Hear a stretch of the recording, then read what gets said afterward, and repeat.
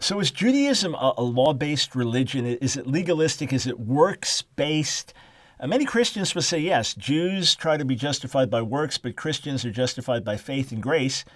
And many Jews would respond, well, we lean on God's grace and mercy all the time and pray for his mercy on a daily basis, so you're misunderstanding our faith. Well, Paul was a Pharisee, so a religious Jewish man, a zealot, and then he came to believe Jesus was the Messiah. And look at what Paul wrote in Romans chapter 9, beginning in verse 30. Paul said this, "What shall we say then?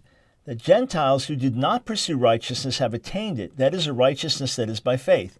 But that Israel, who pursued a law that would lead to righteousness, did not succeed in reaching that law. Why? Because they did not pursue it by faith, but as it were based on works. They have stumbled over the stumbling stone." All right, so number one, to just look at Judaism as if it was totally legalistic and you have to have more good works versus bad works, and that's how God views things, that would be a misnomer. However, if you say that Judaism puts a much greater emphasis on keeping the commandments as a means of sanctification and obeying the laws as a means of holiness, and then asks for God's mercy and grace in the midst of it, that would be more accurate.